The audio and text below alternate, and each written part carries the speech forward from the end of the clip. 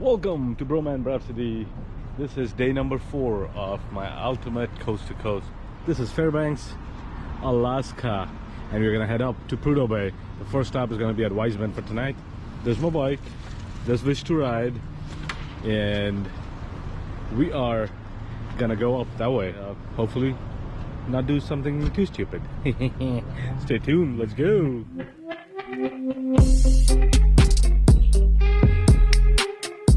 And with that, we started off day number 4 of our ride.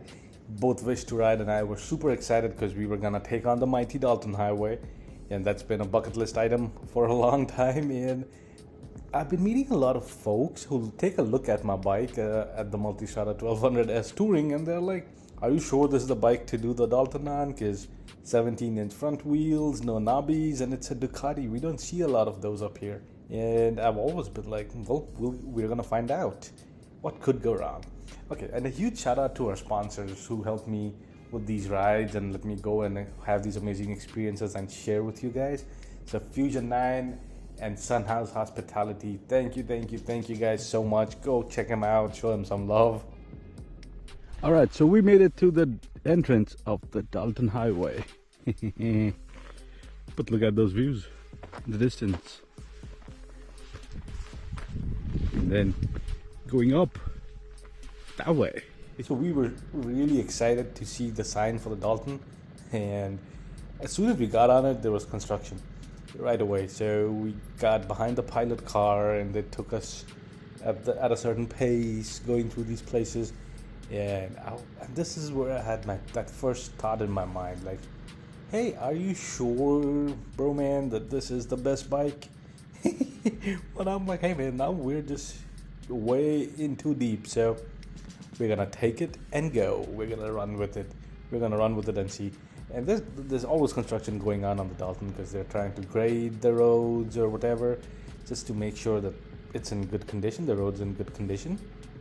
Now keep in mind, this road is used by these big trucks. You might have seen them on ice road truckers or whatever, to take stuff up to the refineries up in Prudhoe Bay and all the other remote parts.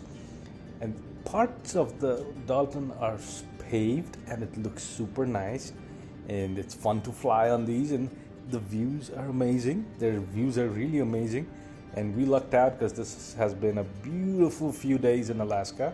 And these are some remnants of a wildfire that must have gone through here, burned trees and burnt vegetation. It's kind of sobering, you know. It's just the thought of nature in its fury, nature's fury, so to say. Yeah, it's just burnt all around. But hey, at least the road is paved here, so we can have some fun. This is where the Ducati comes to life. And the funny thing is, the road changes just like that. It'll go from paved to gravel or this calcium chloride stuff that they use, and here they're working on some more grading and stuff. And this was a little tricky here, and like, I'll be honest, I don't have a whole lot of off-road riding experience, so I was a little nervy, but we got through it like a champ. The bike got through it like a champ. And yeah, I was like, man, I hope. And at this point, I didn't know that there's a whole lot of construction and grading going on. Like, I'd read about it, but I was like, grading, schmading, how hard can it be? And I was about to find out. The views are just simply amazing. No one talks about these views, and in my opinion, this is like the best part of the Dalton.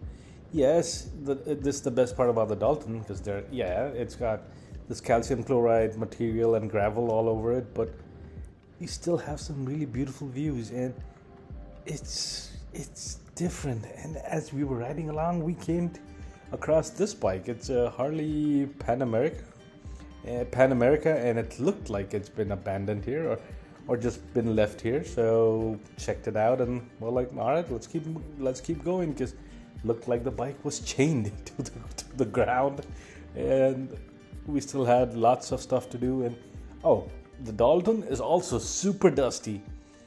Anytime there's a semi that goes past in either direction, it just kicks out rocks and there's a dust cloud.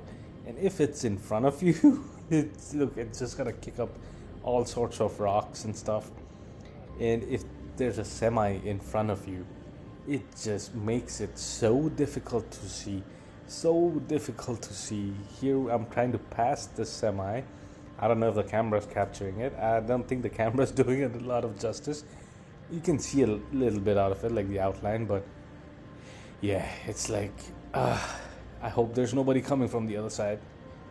But that's one of those things. It's really easy to pass these big semis when they're going uphill because they slow down a lot because they are pulling a lot of weight and they gotta slow down.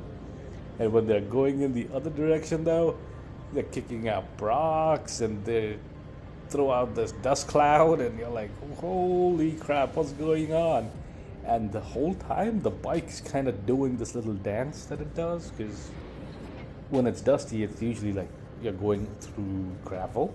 See our first Alaska pipeline, and this was something cool, man. Like, seeing the pipeline, and the pipeline kind of rides along the side of the Dalton Highway for the most part, and this was something cool, man. Like, I don't know, it's not super special in the grand scheme of things or whatever, but just riding by it felt really cool. And there's a lot of history about the pipeline, and it runs from Prudhoe Bay to, I think, Valdez in Alaska, and then the oil gets put on ships that take it to California.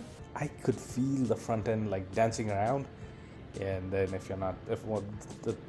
sometimes I was just like chilling and taking it easy, and I could feel the back wheel just slide around a little bit. I'm like, oh, okay, so we gotta be paying more attention. We have to pay more attention here. Out of nowhere, you're gonna hit this beautiful pavement, but then just like that, the pavement would go away. And here we are finally crossing the mighty Yukon River, which means on the other side is the Yukon River Camp, which also has gas and food, and you can stay here, like lodging and stuff. This is about 130 miles from Fairbanks. So this is the first stop once you get on the Dalton that's got gas and services and things like that. So that's how you gotta plan it. And this is an old wooden bridge with lots of potholes of sorts, because big trucks go up and down all day long. Be careful. So we stopped here for some gas and some refreshments, and the gas here was $7.50 a gallon. This is the most expensive gas I've seen in the US, but that's okay. Put my sticker, put the Ride for Kids sticker, and yeah, just added to the sticker list. After getting some gas and some food and some water, we decided to move on.